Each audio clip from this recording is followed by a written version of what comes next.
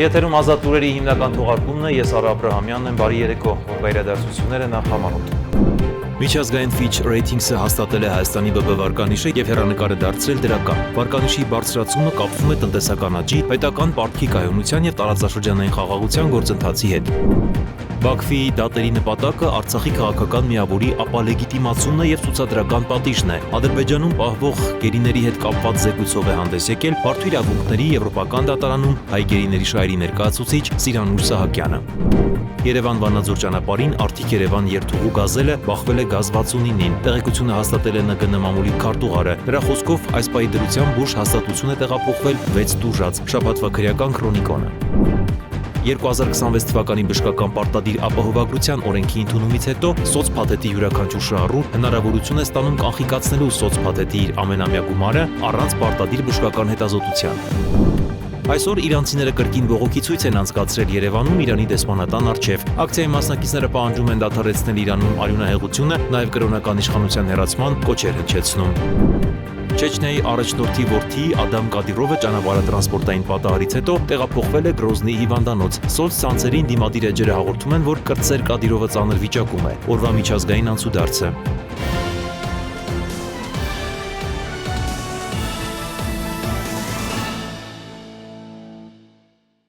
Միջազգային Fitch Ratings-ը հաստատել է Հայաստանի ԲԲ վարկանիշը եւ հեռանկարը դարձրել դրական։ Վարկանիշի բարձրացումը կապվում է տնտեսական աճի, պետական պարտքի կայունության եւ տարածաշրջանային խաղաղության գործընթացի հետ, բացելով նոր ներդրումային հնարավորություններ եւ նվազեցնելով վարկային ծախսերը։ Միջազգային հեղինակավոր Fitch Ratings վարկանիշային գործակալությունը վերանայել է Հայաստանի Հանրապետության վարկանիշի հեռանկարը, այն դարձնելով դրական եւ հաստատել է վարկանիշը BB մակարդակում։ Այս մասին հայտնում է Ֆինանսների նախարարությունը։ Իսկ վարչապետ Նիկոլ Փաշինյանը Facebook-յան էջում նշում է, որ սա ոչ միայն վիճակագրական փոփոխություն է, այլև միջազգային շուկայում Հայաստանի տնտեսական քաղաքականության ու ինստիտուցիոնալ կայունության վերաբերյալ բարձր գնահատական։ Սա մասնագիտական հավաստում է այն մասին, որ Հայաստանի որդեգրած տնտեսական քաղաքականությունը եւ պետական ինստիտուցիոնալ կայունությունը միջազգային շուկաներում ձեռք են բերում որակական նոր կշիռ։ Դա վստահության հայտ է, ուղղված մեր պետության տնտեսական դիմակայունությանն ու քաղաքական կամքին։ Հայաստանի տնտեսական զարգացման ընթացքը թևակողում է վստահության նոր փուլ։ Շնորհավորում եմ բոլորիս։ Ֆինանսների նախարարության հաղորդագրության համաձայն էլ վարկանիշի հեռանկարի վերանայումը պայմանավորված է մի շարք կարևոր գործոններով։ Դրանք են Հայաստանի միջազգային պահուստների աճը, հակաբյուջետային կոնսոլիդացիան, պետական պարտքի կայունացումը եւ շարունակական տնտեսական աճը։ Բացի այդ նշվում է, որ Ամերիկայի Միացյալ Նահանգների միջնորդությամբ Ադրբեջանի հետ ընթացող խաղաղության գործընթացը նպաստում է տարածաշրջանային կայունության ամրապնդմանը, ինչը եւս դրական ազդեցություն է ունենում վարկանիշային գնահատականի վրա։ Հաղորդագրության մեջ նշված է. Ակնկալվում է, որ 2025 թվականին ՀՆԱ-ի իրական աճը կկազմի մոտ 5.5%, իսկ 2026-27 թվականներին տնտեսական աճը կպահպանվի 5%-ից բարձր մակարդակում։ Միջնաժամկետ հեռանկարում լրացուցիչ դրական հնարավորություններ կարող են ի հայտ գալ Ադրբեջանի հետ խաղաղության պայմանագրի կայուն իրագործման եւ Թուրքիայի հետ սահմանների բացման պարագայում, ինչը կավելացնի Հայաստանի տնտեսական ներուժը եւ միջազգային վստահությունը։ Վարչապետի աշխատակազմի ղեկավար Արայիկ Հարությունյանը եւս արձագանքել է մեր հանրապետության վերաբերյալ վարկանիշի հեռանկարի վերանայմանը։ Խաղաղության արդյունքը այսօր միջազգային հեղինակավոր Fitch Ratings գործակալությունը բարձրացրել է Հայաստանի վարկանիշի հեռանկարը, դարձնելով դրական եւ հաստատել է վարկանիշը BB մակարդակում։ Վարկանիշի բարձրացումը Հայաստանի համար կարևոր ուղերձ է նաև ներդրողների, միջազգային ֆինանսական կառույցների եւ գործընկեր երկրների համար։ Fitch Ratings-ը ընդգծում է, որ վարկանիշի դրական փոփոխությունը ազդում է երկրի վարկային ծախսերի նվազեցման վրա, բացում է ավելի լայն ներդրումային հնարավորություններ եւ մեծացնում արտաքին եւ ներքին շուկայում Հայաստանի մրցակցային դիրքը։ Այս փոփոխությունը ըստ Ֆինանսների նախարարության հուսադրող ազդակ է նաև պետական կառավարման, տնտեսական քաղաքականության եւ միջազգային հարաբերությունների համադրության արդյունավետության վերաբերյալ։ Նախարարության հաղորդագրության մեջ նշվում է, որ վարկանիշի վերանայումը ցույց է տալիս, որ Հայաստանը ոչ միայն պահպանում է կայունություն այն ժամանակ, երբ համաշխարհային տնտեսությունը ենթարկվում է հաճախակի տատանումների, այլև ցուցադրում է զանգվածային այնպիսի դինամիկա, որը մեծագույն վարկանիշային կառույցներին թույլ է տալիս վերանայել իրենց սպասումները դեպի ավելի դրական արդյունքներ։ Սոնա Գիշյան, Free News, Ազատ լուրեր։ 2025 թվականի դեկտեմբերի 26-ին Բաքվի ռազմական դատարանը շուրջ 1 տարի ձգվող շինծու դատավարությունից հետո որոշում կայացրեց այնտեղ պահվող հայ գերիները, որոնց թվում էին նաև Ղարաբաղի ռազմաքաղաքական 7 ներկայացուցիչներ, դատապարտել նրանց ցմահ ազատազրկման եւ միայն երկուսի նկատմամբ տարիքային սահմանափակման պայմանավորված կիրառեց մինչև 20 տարի ազատազրկում։ Բաքվում պահվող գերիների հետ կապված զեկույցով է հանդես եկել Մարդու իրավունքների եվրոպական դատարանում հայ գերիների շահերի ներկայացուցիչ Սիրանուշ Սահակյանը։ Նա նշել է, որ Բաքվի դատերի նպատակը Արցախի քաղաքական միավորի ապալեգիտիմացումն է եւ ցուցադրական պատիժն է։ Հույզեր, պորտկումներ, սպասված վերադարձ հանդիպում սիրելիների հետ։ 2 օր առաջ վարչապետ Նիկոլ Փաշինյանը իր սոցիալական ցանցերում բարի ավետիս հաղորդեց, հայտնելով, որ ադրբեջանական գերությունից տուն են վերադառնում 4 հայորդիներ, որն իսկապես համազգային ցնծության առիթ դարձավ։ Այսօր դեռևս Բաքվում գերության մեջ են պահվում պաշտոնապես հաստատված 19 անձ, ռազմագերիներ, որոնց թվում Արցախի նախկին ռազմաքաղաքական ղեկավարությունը։ Ռազմագերիների եւ պահվող անձանց մի մասը գերեվարվել է 2020 թվականի 44-օրյա պատերազմի ավարտից հետո, իսկ մյուս մասն էլ 2023 թվականին, երբ Ղարաբաղի բնակչությունը հարկադիր բռնի տեղահանման ենթարկվեց։ Գաղտնիք չէ, որ գերիների եւ պահվող անձանց նկատմամբ Բաքուն ոչ մարդկային վերաբերմունք է ցուցաբերում, եւ 2026 թվականի հունվարի 17-ին լրանում է ուղիղ 1 տարին, որ Բաքվի ռազմական դատարանում սկսվեց ապօրինի պահվող 16 հայ գերիների եւ քաղբանտարկյալների դատավարությունը։ Միեդում հայ գերիների շահերի ներկայացուցիչ Սիրանուշ Սահակյանը կարևորեց այս ընթացքում միջազգային կազմակերպությունների Եվրոպական խորհրդարանի կողմից ընդունված բանաձայնի հայտարարությունները, որտեղ խոսվում էր էթնիկ զտումների, կտանքների եւ անապահ ազատ արձակման հնարավորությունների մասին։ Միջազգային այլ կառույցներ եւ պաշտոնյաներ նույնպես հայտարարություններ են տարածել, հավելեց բանախոսը։ Մեզ համար հատկապես հատկանշական էր միավորված ազգերի կազմակերպության շրջանակներում գործող մարդու իրավունքների գլխավոր հանձնակատարի կոչը մարդու իրավունքների խորհրդի սեսիայի շրջանակներում, երբ անվերապահ ազատ արձակման կոչը ուղղվեց Ադրբեջանի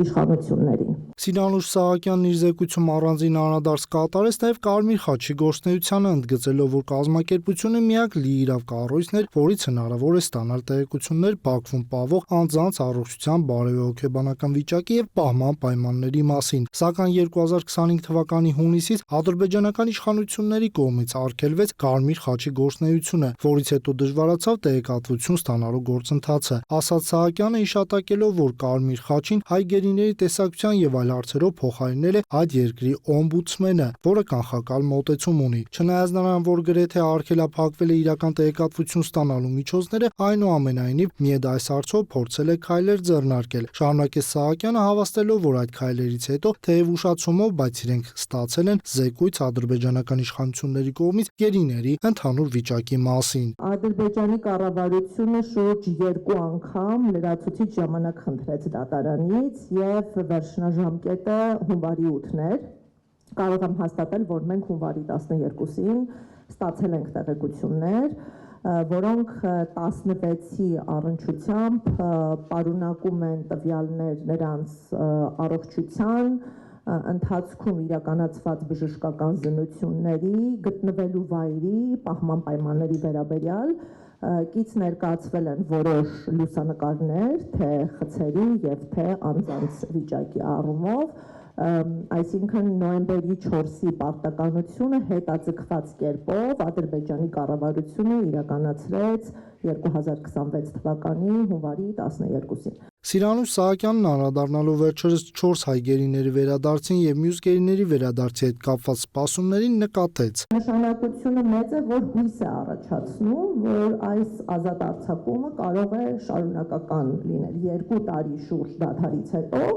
մենք կարող ենք նոր վերադարձ ունենալ։ Վերջինս անդրադարձավ նաև մեր 4 գերիների վերադարձի օրը 44-օրյա պատերազմի ժամանակ գերեվարված սիրիացի 2 վարձկանների Սիրիային հանձնման ու որոշ շրջանակների կողմից Հայաստանի այդ քայլի վերաբերյալ քննադատությանը։ Չնայած այն հանգամանքին, որ վարչապետ Նիկոլ Փաշինյանն հերքել էր այս երկու իրադարձությունների կապը, սակայն Սահակյանն այս համատեքստում հիշեցրեց Սյունիք ներթափանցած ադրբեջանցի 2 հանցագործ զինվորների գերեվարումը եւ նրանց վերադարձնելը Ադրբեջանին։ Իրավապաշտպան պաշտպանի կարծիքով Հայաստանի Հանրապետության իշխանությունները վարում են շախմատային ճիշտ քաղաքականություն։ Քննադատաբար էին մոտենում իշխանություններին, որ օր առաջ այդ գործարքը չէր հասունանում, բայց մենք օրինակ աշխատանք էինք տանում ընտանիքների շրջանակում, նշելով, որ միգուցե պետք է բանակցել երկուսը ավելի դիմաց, մեծաթիվ հայեր ստանալու նպատակով եւ պետք չէ շատ լոկալ նայել, այսինքն երկուսի դիմաց միշտ էլ հնարավոր է, բայց արդյոք ճիշտ բանակցությունների արդյունքում չենք կարող ապահովել երկու հանցագործների դիմաց ավելի մեծաթիվ հայերի վերադարձ եւ օրինակ դա համակցվեց COP 29-ի գործոնին եւ արդյունքում մենք ունեցանք ոչ թե երկուսի վերադարձ, Ինչևէ Բաքվի բանտում դեռևս ունենք հաստատված 19 գերի։ Կհաջողվի արդյոք վերադարձնել նաև նրանց, երբ կարող է դա տեղի ունենալ, ցույց կտա միայն ժամանակը։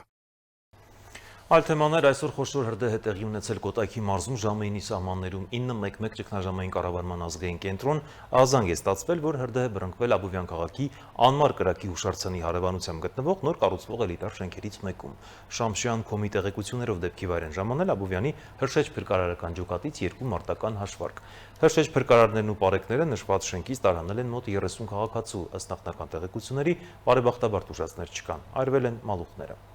Երևան-Վանաձոր ճանապարհին էլ Արթիկ Երևանի երթուղու ու գազելը բախվել է գազ 69-ին։ Տեղեկությունը հաստատել է ՆԳՆ մամուլի քարտուղար Նարեկ Սարգսյանը։ Նրա խոսքով այս պայդրությամբ ուժ հաստատություն է տեղափոխվել 6 տուժած։ Դատանի որոշմամբ Գևորգ Սրբազանը կվերականգնվի թեմի առաջնորդի պաշտոնում։ Արմավիրի մարզի առաջին Ատյանի ընդհանուր իրավասության դատարանը բավարարել է հայցադիմումի միջնորդությունը եւ կիրառել է հայցի բավարարման միջոց վերականգնելով Սրբազանին Մասյացոտնի թեմի առաջնորդի պաշտոնում, ինչեւ վերջնական դատական ակտը կկայանա համապատասխան գործընթացների արդյունքում։ Զինծառայողի մահվան դեպքի արդիվ նախաձեռնված քրեական վարույթի նախաձեռնության ընթացքում երկու անձի նկատմամբ հարուցվել է հանրային քրեական հետապնդում, զինծառայողին անզգուշությամբ ինքնասպանության հասցնել է հոդվածով։ Այս մասին հայտնում է քննչական կոմիտեն, նշելով, որ նրանք ձերբակալվել են։ Օրեր առաջ հայտնել էինք, որ զինվորին մահացած գտել են Վարդենիսում մարտական հերթապահության ժամանակ, նա եղել էր Խրամատում։ Վերջինս մոտ 6 ամսվա ծառայող էր։ Շաբաթվա քրեական քրոնիկոն։ Գևորգ եպիսկոպոս Սարոյանը հայց է ներկայացրել հայաստանյաց առաքելական Սուրբ եկեղեցու դեմ։ Հայցով Գևորգ եպիսկոպոս Սարոյանը դատարանից պահանջում է անբավեր ճանաչել իրեն Մասյացոտնի թեմի առաջնորդի պաշտոնից ազատելու մասին Գարեգին Բկաթողիկոսի հունվարի 10 թիվ 02 հայրապետական տնօրինությունը վերականգնելով Մասյացոտնի թեմի առաջնորդի պաշտոնում։ Դիմումն Արմավիրի դատարան մուտքի արվել հունվարի 15-ին։ Հիշեցնենք, հունվարի 10-ին Մայրաթորից հայտնել էին, որ Գարեգին Բ-ի տնօրինությամբ Մասյացոտնի թեմի առաջնորդ Տեր Գևորգ եպիսկոպոս Սարոյանն ազատվել է թեմակալ առաջնորդի պաշտոնից։ Ներքին գործերի նախարարության փրկարար ծառայությունը հազանգ է ստացվել, որ Արագածոտնի մարզի Միրակ գյուղի տներից մեկի երեխաները վատառողջ են եւ առատյան պատճառով շտապօգնության մեքենաները չեն կարողանում մոտենալ։ Փրկարարները 3 երեխաներին եւ ծնողներին ձնագնացով կես կիլոմետր մոտեցրել են շտապօգնության ավտոմեքենային, ինչից հետո բարեկների ուղեկցությամբ շտապօգնության խումբը նրանց տեղափոխել է բժշկական կենտրոն։ Բժիշկների, փրկարարների եւ բարեկների օպերատիվ գործողությունների շնորհիվ երեխաների կյանքին վտանգ չի սպառնում։ Դատարանը Ռոբերտ Քոչարյանի եւ մյուսների գործով նոր մեղադրանքը հաստատելու որոշում կայացրեց։ Պաշտպանական կողմը դատարանի որոշման հետ համաձայն չէ, քանի որ ազգային ժողովի պատգամավորները սահմանադրությամբ պաշտպանված են եւ նրանց նկատմամբ չի կարող հետապնդում հարուցվել առանց ազգային ժողովի համաձայնության։ Նշենք, որ ընթացել է նախկին նախագահ Ռոբերտ Քոչարյանի, պաշտպանության նախկին նախարար Սեյրան Օհանյանի, ՀԱՊԿ նախկին գլխավոր քարտուղար Յուրի Խաչատուրովի եւ նախկին փոխվարչապետ Արմեն Գևորգյանի գործով դատական հերթական նիստը կապված 2008 թվականի մարտի 1-ի իրադարձությունների հետ։ Հակակոռուպցիոն կոմիտեի իրականացրած օպերատիվ հետախուզական միջոցառումների արդյունքում ստացված տվյալների հիման վրա նախաձեռնված քրեական վարույթի շրջանակում ձերբակալվել է 5 անձ, որոնց թվում են Հայաստանի պետական եկամուտների կոմիտեի ղեկավար պաշտոն զբաղեցնող պաշտոնյաներ։ Վերջիններս մեղադրվում են խմբով իշխանական լիազորությունները չարաշահելու մեջ։ Նախաքննության շահերից ելնելով կոմիտեից այլ մանրամասներ չեն հայտնում։ Ապարանի համայնքապետարանի պաշտոնյաները մեղադրվում են տարբեր չափերի կաշառք ստանալու մեջ քրեական վարույթն ուղարկվել է դատարան։ Հիմնավորվել է, որ համայնքապետարանի համապատասխան ստորաբաժանման պետն ու 2 աշխատակիցները կաշառք են ստացել համայնքի մի շարք բնակիչներից համայնքի վարչական տարածքում գտնվող մի շարք անշարժ գույքերի նկատմամբ սեփականության իրավունքի գրանցման եւ անհրաժեշտ փաստաթղթերի կազմման գործընթացը անխոչնդոտ իրականացնելու, իսկ որոշ դեպքերում դրանք օրենքով սահմանված կարգի խախտմամբ կազմակերպելու եւ այլ անօրինական գործողությունների պաշտոնյաների համար։ Նշված պաշտոնատար անձանց մեղադրանքներ են ներկայացվել։ Նրանցից մեկի նկատմամբ որպես խափանման միջոց է կիրառվել կալանքը։ Բացահայտվել են Հայ Անտառի պաշտոնատար անձի կողմից կաշառք ստանալու դեպքեր, 4 անձի վերաբերյալ նախաքննությունն ավարտվել է։ Մասնավորապես Հայ Անտառ պոակի մասնաճյուղերից մեկի պահեստապետը Վանաձոր համայնքի բնակչի եւ նրա որդու օգտին թողտվություն կատարելու, այն է տվյալ մասնաճյուղից սահմանված չափից ավել փայտանյութ տրամադրելու դիմաց 2025 թվականի հուլիսին կաշառք է ստացել նրանցից։ Նախաքննությամբ պարզվել է նաեւ, որ վերը նշված Վանաձոր համայնքի բնակիչը մեկ այլ անձի հետ իրեն փայտանյութ տրամադրելու դիմաց Հայ Պոակի պահեստապետին կաշառք է տվել նաև 2025 թվականի հուլիսից օգոստոսն ընկած ժամանակահատվածում։ Նախաքննությամբ բացահայտվել է նաև սահմանված չափից ավել փայտանյութ տրամադրելու դիմաց Հայ Անտառ պոակի նույն պաշտոնատար անձին 2025 թվականի ընթացքում մեկ այլ քաղաքացու կողմից կաշառք տալու դեպք։ Կաշառք ստանալու համար պահեստապետին մեղադրանք է ներկայացվել։ 2026 թվականի բժշկական պարտադիրապահովագրության օրենքի ընդունումից հետո սոցփաթեթի յուրաքանչյուր շահառու հնարավորություն է ստանում կանխիկացնելու սոցփաթեթի իր ամենամյա գումարը առանց պարտադիր բժշկական հետազոտության։ 2026 թվականից սկսած առողջության պարտադիր ապահովագրությունը տարածվում է նաև սոցփաթեթի շահառուների վրա եւ նրանք համարվում են առաջնային օղակներից մեկը։ Այս մասին մամուլի ասուլիսում հայտնեց առողջապահության նախարարության համապատասխան վարչության աշխատակից Տիգրան Հովհաննիսյանը։ Նա նշեց, որ սոցփաթեթի շահառուների համար թերևս ամենակարևոր փոփոխություններից է այն, որ այսուհետև շահառուն իր գումարը օգտագործելու համար կարող է նաև չայցելել բժշկական համապատասխան պարտադիր հետազոտության։ Մեկ այլ փոփոխությամբ այն աշխատակիցները, որոնք ստանում են 201,000 եւ ավելի դրամ աշխատավարձ, կարող են ըստ իրենց ցանկության դիմում ներկայացնել գործատուին եւ սոցփաթեթի շրջանակներում տրամադրվող ամենամսյա 6,000 դրամները նույնպես ուղղել առողջության ապահովագրությանը։ Դիտավորվում է զինապահից, այսինքն 5,500-ի փոխարեն 4,500-ը ուղղվելու է հիմնադրամին, եթե սոցփաթեթի շահառուները մեկ անգամ դիմում են գրում գործատուին եւ 6,000 դրամը եւս ուղղվում է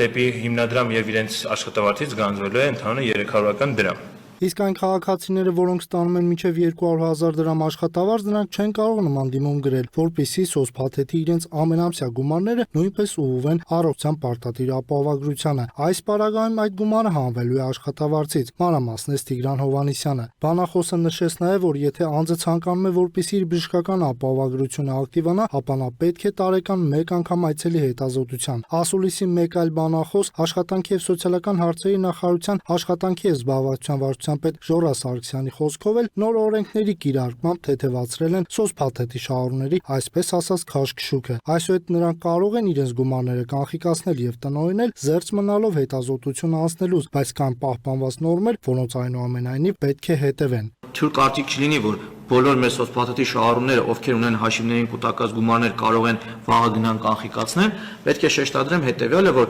կանխիկացման համար այո, այլևս պետք չի բուժման տեղեկանք, բայց կանխիկացման կանոնները մնացել են նույնը։ Այսինքն կանխիկացնել կարող են նրանք, ովքեր կուտակայինի մասնակից են կամ եւս երկու պայման կա, որի պարագայում նոր հնարավոր է գումարը կանխիկացնել։ Բայց այդ դեպքերի համար այո, իրենք կարող են մոտենալ եւ կանխիկացնել։ Իդեպ կանխիկացման չափի հարցնել է շատ հաճախ մեզ տրվում, որքան կարող են կանխիկացնել, պայմանական տարիներ շարունակ չեն օգտագործել իրենց հաշվին գումարները փոխանցված եւ հիմա մտածում են միանգամից կանխիկացնել։ Այս դեպքում կա կանոն, որ իրենք կարող են կանխիկացնել այն գումարի չափով, որքան որ իրենք 2025 թվականի ընթացքում փոխանցումներ են կատարել կուտակային կենսաթոշակային հիմնադրամին։ Վերջինս հավելեց նաև, որ բժշկական պարտադիր ապահովագրությունը հնարավորություն է ստեղծում, որ սոցփաթեթի յուրաքանչյուր շահառու ուղղելով ամսավճարների ապահովագրությանը իր աշխատավարձից կարող է փոխանցումներ կատարել նաև հարազատի բժշկական ապահովագրության համար։ Միաժամանակ այն քաղաքացիները, որոնք այս տարի իրենց գործադուին դիմում չեն գրի, որպեսզի ապահովագրության գումարը գանձվի իրենց աշխատավարձից, արդեն հաջորդ տարի կարող են սոցփաթեթի շրջանակներում կանխիկացնել այնքան գումար, որն ուղղել են բուժապահովագրությանը։ Այսօր իրանցիները կրկին բողոքի ցույց են անցկացրել Երևանում Իրանի դեսպանատան առջև։ Ակցիայի մասնակիցները ցանկանում էին երթով դեպի Կապույտ մզկիթ շարժվել, սակայն տարածքում գտնվող մեծ թվով ոստիկանները թույլ չեն տվել։ Ցուցարարներն ասում են, քաղաքապետարանը նախ Հունվարի 15-ին արտոնել է երթը, հետո չեղարկել այդ որոշումը, ինչի մասին տեղեկացրել են 3 երեկոյան։ Ոստիկանները ցուցարարներից մի քանիսին բերման են ենթարկել, քանի որ փորձում էին երթ անցկացնել։ Ցուցարարները նստացույց են սկսել։ Ակցիայի մասնակիցները պահանջում են դադարեցնել Իրանում արյունահեղությունը, նաև կրոնական իշխանության հեռացման կոչեր են հնչեցրել։ Իրանի դեսպանատան դիմաց ընթացող հավաքի անվտանգությունը ՆԳՆ ոստիկանության կողմից պատշաճ ապահովում է, հայտնել է գերատեսչության մամուլի քարտուղար Նարեկ Սարգսյանը։ Երթը արտոնված չէր, այդ իսկ պատճառով արգելվել է դրա իրականացումը, նաև հավաքի ընթացքում 7 անձ ոստիկանության ծառայողի օրինական պահանջը չկատարելու համար ենթարկվել վարչական ձերբակալման, ասել է նա։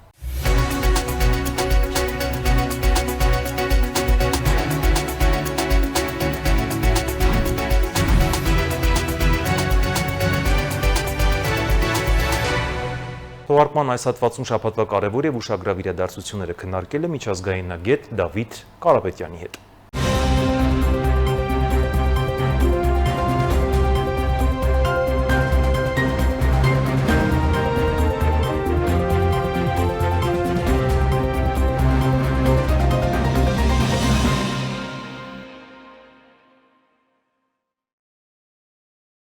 Բարի երկու, պարոն Կարապետյան, շնորհակալություն հրավերն ընդունելու համար։ Ես եմ շնորհակալ։ Միասին փորձել ենք ամփոփել անցնող շաբաթվա կարևոր եւ ուշագրավ իրադարձությունները, բայց մինչ անդրադառնանք շաբաթվա իրադարձություններին, ուզում եմ որպես պրոֆեսիոնալ, միջազգայինագետ, ձեր մեկնաբանությունը հնչեցնեք, որ անցնենք մյուս մասերին, հիմա ասեմ, որ մասով։ Միջազգային իրավունքը ոտնահարվել է, միջազգային իրավունքը խախտվել է եւ դա անում են գերտերության ղեկավարները։ Միացյալ Նահանգների նախագահն իր մասով, Ռուսաստանի Դաշնության նախագահն իր մասով եւ մյուսները դրանից օգտվելով սկսում են տորպեդահարել, ոտնահարել, ամեն ինչ անել։ Եվ 2026-ին մենք նաև ականատեսը եղանք, հենց տարվա սկզբին դրա Վենեսուելայի դեպքում, Իրանի մասով այդ մասին հերթով կգնանք, բայց նախ կցանկանայի մեկնաբանեք, ինչու է այսպես ստացվել, այսինչ աշխարհակարգ է, որ սկսվել է հենց այդպես։ Ուժի սպառնալիքի լեզվով են խոսում կարծես բոլորը, եւ օրինակ են ծառայում մյուս պետությունների նույնպես։ Այո, շատ ճիշտ նկատառում եք անում, որպես այդպիսին հեգեմոն գերտերությունների վարկագիծը, որպես այդպիսին նախադեպ է այն երկրների, որը որ նկարտում ունի, օրինակ հարևան երկրի տարածքի հանդեպ։ Եվ եթե ուժն է ծնում իրավունքը սկզբունքը, որովհետև բառացի Թրամփը ասում է, ես թկածում եմ միջազգային իրավունքի վրա, ես իմ բարոյական սահմանումներով եմ առաջնորդվում, ուրեմն հասկանալի է, որ այս աշխարհակարգը այն մասին է, որ աշխարհը բաժանվում է այնպես, ինչպես որ ուժային կենտրոնները այդպես պատկերացում ունեն իրենց գերտերությունը տարածելու, այսինքն կայսերապաշտական նկարտումները, առավելապաշտական, ծավալապաշտական նկարտումները իմի բերելու եւ ըստ այդմ, այ տեսեք, եթե Միացյալ Նահանգների Պարագայում իդեմս նախագահ Թրամփի ամբողջ արևմտյան կիսակունդը, ընդ որում նաև Լատինական Ամերիկան, Հարավային Ամերիկան դիտարկվում է որպես ամերիկյան, այսպես ասած, զոնա վլիանիե, ազդեցության գոտի, ապա այս պարագայում հասկանալի է, որ ամեն մի հեգեմոն գերտերություն փորձում է հարևանի հաշվին, հարակից տարածքների հաշվին ընդլայնվելու։ Այդ տրամաբանության մեջ, այո, մենք տեսնում ենք Ուկրաինայի վրա հարձակումի եւ սուվերեն տարածքի գրավումը եւ օկուպացիան, այսինքն էքսպանսիոնիստական քաղաքականությունը Ռուսաստանի կողմից եւ կայսերապաշտական նկարտումները, ընդ որում նաեւ Եվրոպա աշխարհամասի պետություններն են մտահոգված ընդլայնման այս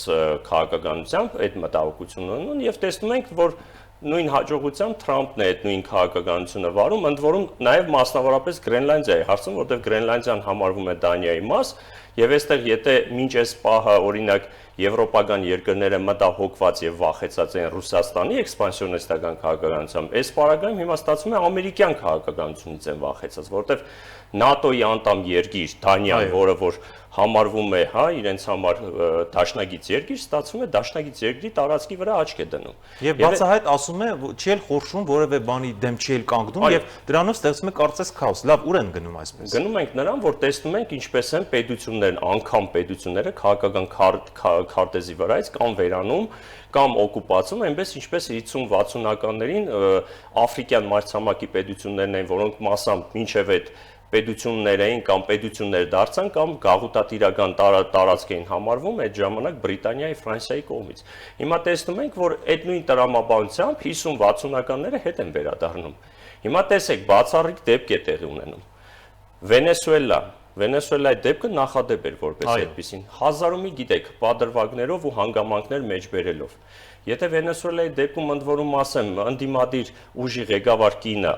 ժամանում է Վաշինգտոն իր Նոբելյան մրցանակը հանձնում է Թրամփին, էլ ինչի մասին կարող է։ Գործարք է, իհարկե։ Մարդը ուղիղ տեքստով անկեղծ ասում է, հաջորդը Կուբան է, իմ դուրը չի գալիս։ Մեքսիկան, Բրազիլիան եւ ամենտեղ ես կարող եմ ինչ ուզեմ։ Հետևաբար, այսինքն նախ Հյուսիսային Ամերիկայի մայրցամաքային հատվածի երկրների հարցերը կլուծի, այնպես ինչպես ժամանակին Պանամայի ղեկավարի հարցը լուծեց։ Իդեպ այդ նախագահներին առևանգելու, ղեկավարներին առևանգելու փորձ իրենք ունեն։ 4-ը 5-րդ դեպքն է սա, այսինքն այնպես չի, որ նորություն էր։ Բայց այն քաղաքականությունը, որը վարում է, ընդ որում ասեմ, 10 րոպե առաջ հայտարարությամբ նաև արդեն հոխորտանք եղավ Իսլանդիայի հանդեպ, որպես նահանգ։ Հիմա հասկանում ենք, չէ՞, որ նպատակները ուր են գնում։ Ու տեսեք, նախադեպը ինչպես են ներկայացնում։ Սա քաղաքականության մեջ բացառիկ դեպք եմ ես հիմա արձանագրում։ Տեսեք, ասում է Գրենլանդիայի պարագայում, երբ որ adekvat հարց են տալիս, սթափ հարց են տալիս, ասում են, ի՞նչն է պատճառը, ի՞նչն է խանգարում, ասում է, գիտեք, ես գիտեմ, ինձ տեղեկություններ են տրամադրել, որ Չինաստանը եւ Ռուսաստանը ուզում են այն օկուպացնել։ Եթե իրենք են ուզում օկուպացնել, ուրեմն ես իրավունք կվերապահեմ։ Այսինքն ստեղծում է մի իրավիճակ, որը իրականում ոչ մի պաշտոնական, ոչ մի աղբյուր, ոչ մի հղում չկա այդ մասին, որևիցե նախադրյալ չկա որպես այդպեսին, երբեք գետ մեկ անգամ որևիցե բարձրաստիճան ղեկավարների կողմից նման հայտարարություն չի հնչել Գրենլանդիայի մասով։ Այսինքն ինքը ստեղծում է մի իրավիճակ, ասում է, դե եթե իրենք վերցնեն, ուրեմն ես կվերցնեմ, որտեղ իմ անվտանգության տեսանկյունից դա ինձ պետք է։ Բայց հասկանում ենք, չէ՞, որ Վենեսուելայի, Կուբայի, Կարիբյան ավազանի բոլոր երկրների համար գերակայող հանգամանքը դա նավթն է, դա ծանր նավթն, ծանր նավթը դա ուրիշ հասկացություն է։ Եվ ընդհանրապես ռեսուրսներ, էներգակիրներ, ռեսուրսներ։ Հիմա հասկանում ենք, որ այդ տրամաբանությամբ շարժվում են առաջ, ով ինչպես կարող է։ Բայց այդ տրամաբանությամբ բոլորը բացում են Պանդորայի արկղերը եւ չեն պատկերացնում, որ կսկսվի մեծագույն քաոս եւ կգնա աշխարհի կործանում։ Սա լավ տեղ չտանող ինչ որ մի հատ մշակույթ է, նախադեպ է, որը եւ որևէ միջազգային կառույց չի կարողանում սանձել։ ՄԱԿ-ը արդեն դարձել է առ-ոչինչ նրա համար։ 66 կազմակերպություններից դուրս եկան եւ ընդհանրապես նրանք լեգիտիմացնում են մնացած բոլոր բարբարոս երկրների ղեկավարներին, ինչու ոչ մեր հարևան Ադրբեջանի նույնպես, որ կարողանան ինչ ուզենան անեն։ Որն է սրա ելքը ըստ ձեզ։ Սրա ելքը գիտեք ո՞րն է, երբ որ մի շարք երկրների ղեկավարներ, մինիմում այն երկրները, որոնք իրենց համարում են աշխարհաքաղաքական կենտրոններ, այս պահին որոշակի միջազգային իրավունքում ասելիք ու անելիք ունեն, դերակատարներ են, համախմբվեն,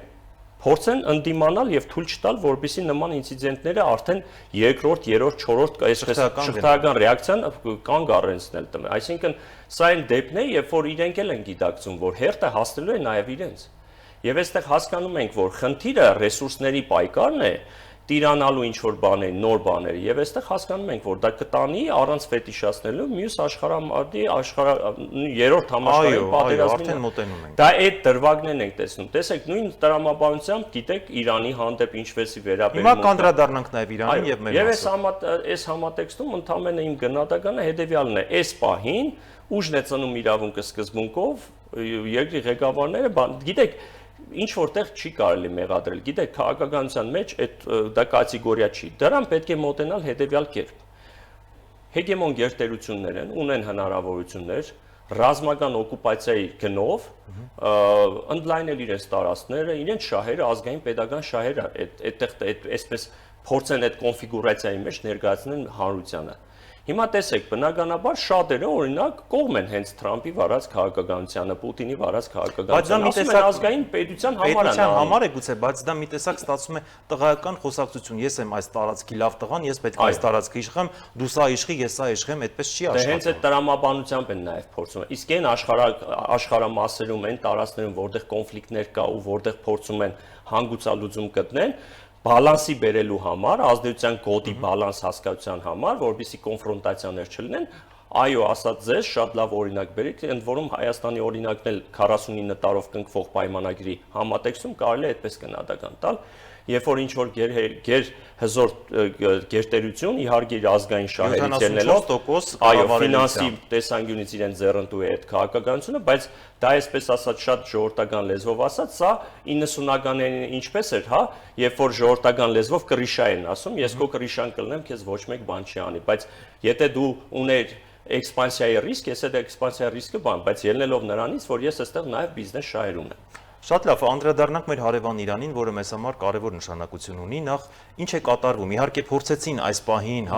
իշխանությունը վերահսկողություն սահմանել, բայց ամեն դեպքում 12-օրյա պատերազմից հետո հետպատերազմյան Իրանը մի հատ էլ նորից ցնցվեց, որը բավականին ռիսկեր ունի եւ այս համատեքստում Հայաստանը ինչպես պետք է դիրքավորվի, որտեղ մենք նաեւ դեսպանի խոսքը լսեցինք, որ նրանք նեղված եւ վիրավորված են, որ այս ինչ է կատարվում։ Մեր մոտից էլ նշեցին, որ ընդհանրապես ցույցեր են, ազատ ցույցեր են, մենք փորձում ենք համակարգել այդ ամենը։ Ինչ է կատարվում Իրանում եւ մենք ինչպես պետք է դիրքավորվենք եւ այդ ամենը ինչպես կանդրադառնա մեր երկրին։ Լավ նշեցիք, լարված մթնոլորտը կազդուրվել է, հանդարտվել է, բայց ես ձեզ վստահեցնում եմ, սա ժամանակավոր է, որովհետեւ այս պահի դրությամբ այն պահանջներ, պայմանները, որը դրվել է Իրանի իշխանության առաջ, դիվանագիտական խողովակներով, համենայն դեպս Իրանը բավականին կարելի ասել կոմպլեմենտարիզմ դրսևորեց, որբիսի բավականին լուրջ ինցիդենտի ագանատեսը հիմա մենք չդառնանք եւ չֆիքսենք հիմա շատ ավելի բարդ իրավիճակներ։ Փաստը այն է, որ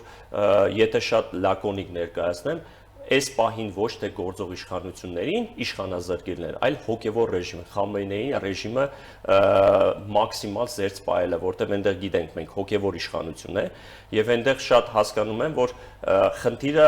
հոգևորականության մեջ է եւ այստեղ խնդիր են դրա համար էլ երբ որ շահի վերջին ժառանգի մասով իրենք այսպես ասած ժողովրդական լեզվով ստավկա են դրել որպես երկրորդ տարբերակ, բայց Միացյալ Նահանգներից մեսիջ եկա, որ նա այդքան էլ հուսալի չի եւ հուսալի չի, բայց նա հաջելի մարդ է։ Թրամփը երբ որ ինչ որ մեկին ասում է հաջելի մարդ է, ուրեմն այդ հաջելի մարդու մասով ինքը ունի հաշվարկներ։ Դե մի օր ասում է հաջելի է, մի օր ասում է պետք է սպանել։ Դե դրա համար եմ ասում,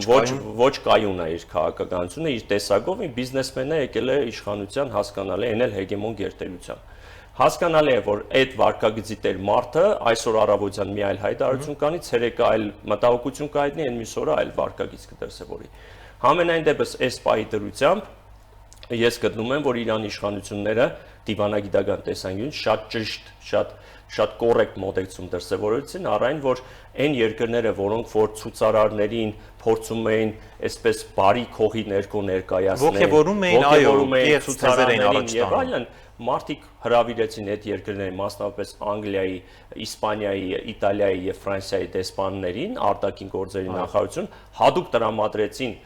նախ տեսաերիզները ցուցադրեցին եւ հadoop տրամադրեցին, որ իրենց կառավարություններին ներկայացնեն, որ տեսեք թե ովքեր ինչպես այդ ցուցարարները, ինչ բռնաճնշումներ են, ինչ զենքեր են կիրառում խաղաղ ցուցարարների,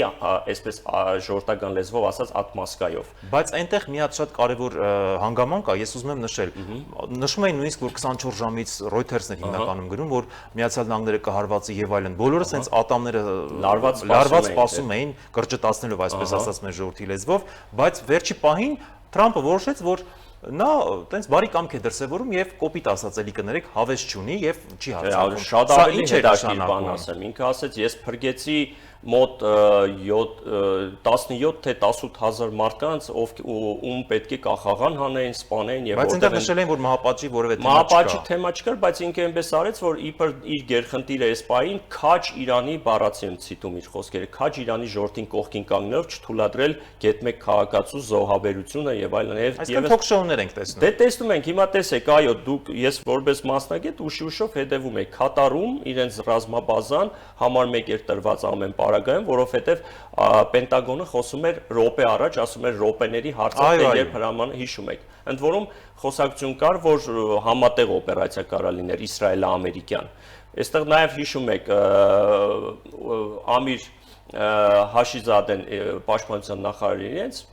Իրան իսլամական իրենց հերթին ասեցին, եթե հանգարց ցանկացած միջամտություն լինի մեր ներքին գործերին, առավել եւս ռազմական սցենար, ապա ամերիկյան ռազմաբազաները մեր թիրախների տակ են, որովհետև Միացյալ Նահանգները ուղիղ բաց խոսում էին անգամ միջուկային օբյեկտների եւ ռազմատեխնիկայի արտադրամասերի վրա բալիստիկ հրթիռներ ուղարկելու մասին։ Եվ փառք Աստծո մենք դրա ագանետեսը չտեսանք։ Մեր մասով, պարոն Կահապետյան, ինչպես պետք է դիրքավորվենք, անկախ ամեն ինչից, նույնիսկ 90-ականների պատերազմին, թեպետ դեսպանն էլ ոչ ուղիղ, բայց անուղղակի ասեց, որ բոլորը շրջափակված էինք, մենք հայերս, Իրանը միակ խողովակն էր, որտեղով մենք կարողանում էինք համակարգել ամեն ինչ։ Մեր վարկագիծը, մեր ամեն ինչ ինչպես պետք է լինի եւ ինչ արդյունք կտա իրանական հարաբերությունները այս ամենի մեջ։ Մեզ պետք է կայուն հարևան, կայուն Իրանի Իսլամական Հանրապետությունը, որպեսզի այսպիսի ներքին խրձժություններ, որը կտանի ավելի գլոբալ խնդիրների տեղի չունենա։ Մեր խնդիրն է մենք ունենանք կայուն, ստաբիլ Իրանի Իսլամական Հանրապետություն եւ այո դաշնակցային եղբայրական հարաբերությունները առաջի տեղում պետք է լինեն։ Ճիշտ ասած, այս համատեքստում ես մի փոքր իմ զարմանքն ու տարակուսանքն եմ հայտնում նորանշանակ դեսպանի վարկագծի մասով Իրանի Իսլամական Հանրապետության, որը որ շատ ծանր էր տարել, որ այստեղ նաև ցույցեր տեղի ունեցավ, եւ ցույցեր անել։ Չգիտեմ, ամենայն դեպս երևի ակնկալում էին, որ Հայաստանի Հանրապետության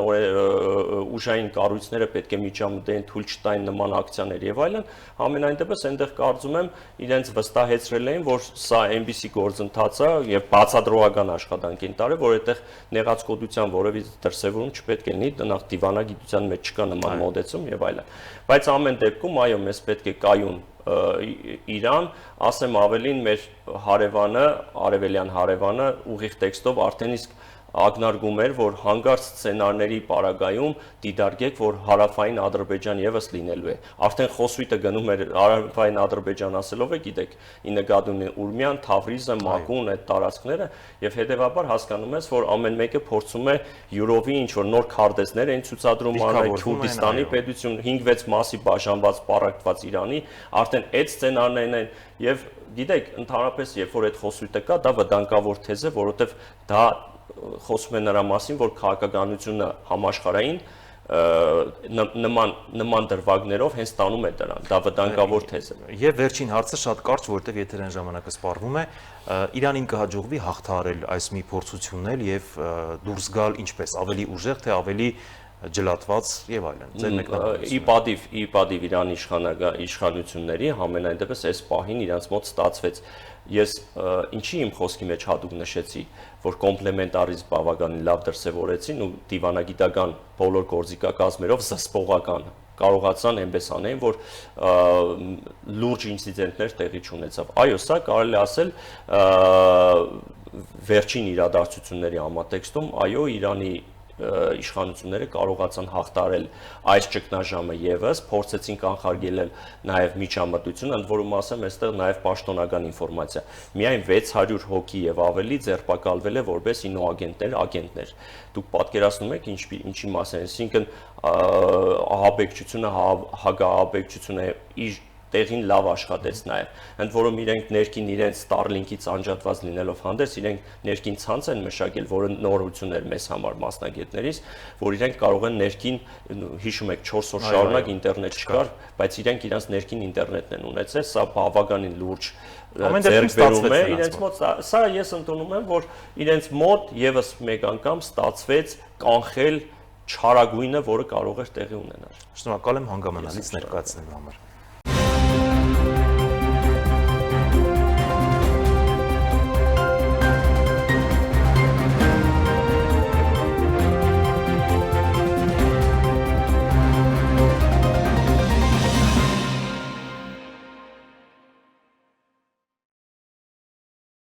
Կարճատև դադարից հետո կշարունակենք թողարկումը։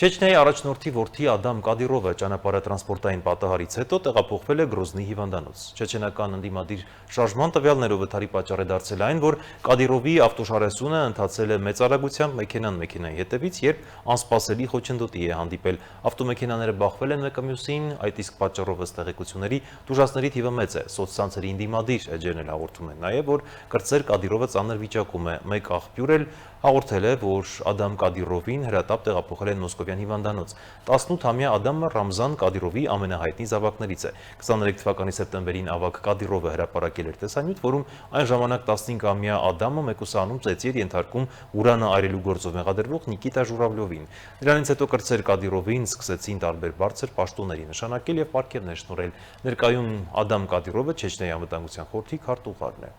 Ռուսաստանն ու Ուկրաինան համաձայնության են եկել լոկալ հրադադարի շուրջ, որը հնարավորություն կտա իրականացնել վերանորոգման աշխատանքներ Զապորոժիեի ատոմային էլեկտրակայանում։ Այս մասին հայտարարել է Ատոմային էներգիայի միջազգային գործակալության գլխավոր տնօրեն Գրոսին։ Ինչպես նշված է տարածված հայտարարության մեջ, լոկալ հրադադարը թույլ կտա սկսել Զապորոժիեի ԱԵԿ-ում գործող վերջին պահուստային էլեկտրահաղորդման գծի վերանորոգումը, որը կարևոր է կանի անվտանգ եւ կայուն շահագործման համար։ Միջազգային մյուս նորությունները տեսաշարով։ Սիրիայի Դեյր Հաֆեր քաղաքը հունվարի 16-ին կրկին հայտնվել է Դամասկոսին դաշնակից խմբավորումների ինտենսիվ հրետանային կրակի տակ։ Քրդամետ սիրիական ժողովրդավարական ուժերի հաղորդմամբ հարվածների ինտենսիվությունը շարունակաբար աճել է, իսկ արկերը խոցել են քաղաքի մի քանի բնակեցված թաղամասեր։ Տուժածների կամավերածությունների վերաբերյալ մանրամասներ այս պահին չեն հաղորդվում։ Ուկրաինայի նախագահ Վոլոդիմիր Զելենսկին հայտարարել է, որ խաղաղության շուտապույտ հաստատմանը խոչընդոտող միակ ուժը Ռուսաստանն է։ Կիևում Չեխիայի նախագահի հետ համատեղասուլիսում նա ընդգծել է, որ Միացյալ Նահանգները պատրաստ է խաղաղության, իսկ Ուկրաինան կողմ է պատերազմն անհապաղ դադարեցնելու, մինչդեռ Մոսկվան ձգձգում է խաղաղության համաձայնագրի ստորագրումը։ Զելենսկին կրկին կոչ է արել Արևմուտքին ուժեղացնել ճնշումը Ռուսաստանի նկատմամբ, նշելով, որ լուրջ միջազգային ճնշման դեպքում պատերազմը կարող է արագ ավարտվել։ Մեծ Բրիտանիայի արտաքին գործերի նախարար Իվետ Կուպերը հայտարարել է, որ մերժել է Ռուսաստանի նախագահ Վլադիմիր Պուտինի հետ երկխոսությունը վերսկսելու վերաբերյալ Ֆրանսիայի եւ Իտալիայի առաջնորդների առաջարկը։ Նա նշել է, որ այս պահին որևէ ապացույց չի տեսնում, որ Պուտինն իսկապես խաղաղություն է ցանկանում։ Կուպերի խոսքով, հիմնական դիվանագիտական ջանքերն իրականացնում են Ուկրաինան եւ նրա դաշնակիցները Ամերիկայի Միացյալ Նահանգների եւ Եվրոպայի աջակցությամբ։ Նա ընդգծել է, որ Պուտինի հետ խոսելու փոխարեն անհրաժեշտ է ուժեղացնել Ռուսաստանի նկատմամբ պատժամիջոցներն ու ռազմական աջակցությունը Ուկրաինային։ Ուկրաինան Գերմանիայից կստանա 60 միլիոն եվրո լրացուցիչ աջակցություն ձմեռային շրջանում ջրուցման եւ ջրամատակարարման ապահովման համար։ Այս մասին հայտարարել է Ուկրաինայի արտաքին գործերի նախարար Անդրեյ Սիբիհան, շնորհակալություն հայտնելով Գերմանիայի արտգործնախարար Յոհան Վադեֆուլին։ Նրա խոսքով միջոցները կուղղվեն ջրուցման եւ ջրամատակարարման համակարգերի հզորացմանը ձմռան ընթացքում հնարավոր խնդիրները մեղմելու նպատակով։ ՆԱՏՕ-ի գլխավոր քարտուղար Մարկ Ռյուտեն հունվարի 19-ին Բրյուսելում դաշինքի կենտրոնակայանում հանդիպում կունենա Դանիայի պաշտպանության նախարար Տրոր Սլոն Պոուլսենի եւ Գրենլանդիայի արտաքին գործերի նախարար Վիվիան Մոցֆելդի հետ։ Այս մասին հայտնել են ՆԱՏՕ-ի մամուլի ծառայությունից, նշելով, որ հանդիպումից հետո մամուլի համար հայտարարություններ նախատեսված չեն։ Հանդիպման թեման պաշտոնապես չի բացահայտվում, սակայն ավելի վաղ Ռյուտեն հայտնել էր Գրենլանդիայի անվտանգության ամրապնդման հարցով ՆԱՏՕ-ի շրջանակում խորհրդակցությունների մեկնարկի մասին։ Ամերիկայի Միացյալ Նահանգների հարավային հրամանատարությունը հայտնել է, որ հարավային նիզակ համատեղ օպերատիվ խմբի ուժերը Ամերիկայի Միացյալ Նահանգների ներքին անվտանգության նախարարության եւ Ջերալդ Ֆորդ ավիակրի աջակցությամբ Կարիբյան ավազանում կալանավորել են Վերոնիկա լցանավը։ Ըստ հաղորդագրության, նավը խախտել է Ամերիկայի Միացյալ Նահանգների պատժամիջոցների տակ գտնվող նավերի համար սահմանված կարանտինային ռեժիմը։ Սա Վենեսուելայի հետ առնչվող 6-րդ նավն է, որը կալանավորվել է Ամերիկայի Միացյալ Նահանգների գործողությունների շրջանակում։ Նովայա գազետա Եվրոպայի տվյալներով լցանավի սեփականատերը ռուսական Բուրևեստ Մարին ընկերությունն է։ Այսքան այժմի համար կհանդիպենք։